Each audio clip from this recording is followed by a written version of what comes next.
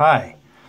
If I told you that if you went down to the local convenience store and you bought a lottery ticket, that you had a 1 in 15 chance of winning $10 million, would you be tempted to go buy one of those tickets? Well, you might even be tempted to run down and buy 15 of those tickets.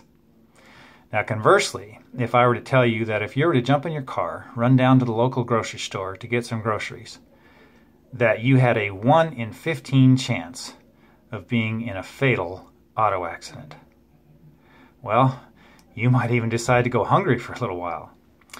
Well, today I want to tell you about a substance that does put you at risk, and it's a 1 in 15 chance, and you might not know anything about it. What am I talking about? Well, today I want to tell you about radon. Radon is a chemical element. It belongs to the noble gases family of elements. Radon, in and of itself, is actually a byproduct of the breakdown of uranium. Uranium goes through a process called nuclear decay because it's unstable as uranium. And it goes through this process and eventually becomes stable as lead. But along the way, it becomes radon. Is radon dangerous? Well, yes, it is dangerous. As a byproduct of uranium, radon is radioactive in and of itself. And the primary problem that radon can cause is lung cancer. Now, radon, as a substance, you can't see it, you can't smell it, you can't taste it. From a human senses perspective, you have no way to know if it's there or not there. Radon primarily poses a risk to humans in buildings.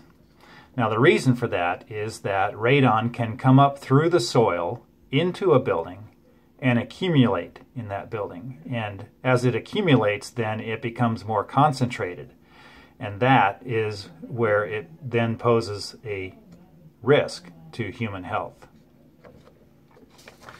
So how do I know if my home or other building that I'm in has a potential radon problem?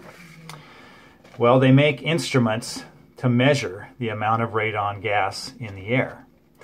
Now, this top one, you can actually even run down to Home Depot and get one of those.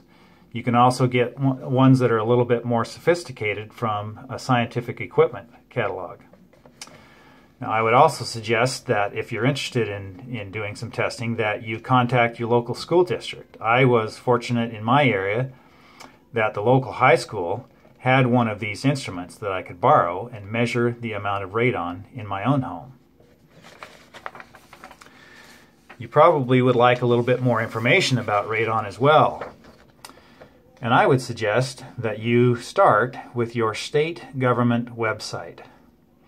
Most state government websites will have a section of their website that is dedicated to providing information about radon. Now, if you do go there and you can't find information about radon at the state level, certainly you can go to EPA.gov at the federal level, and they have lots of information dedicated to information about radon. Now, the nice thing about the state website is that typically they, as part of that information, will provide a list of local contractors who can help you to either determine if you have a radon problem, or if you do have a radon problem, to be able to mitigate that radon problem.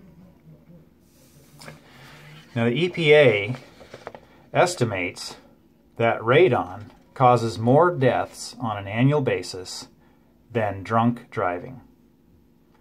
Think about that for a minute. That's a pretty sobering statistic. The EPA also estimates that 1 in 15 homes in the United States has a level of radon that is unhealthy.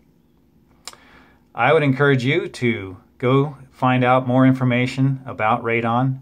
Consider whether you should have your own home tested for radon, and find out if you are one of those 1 in 15 that are at risk. Thank you.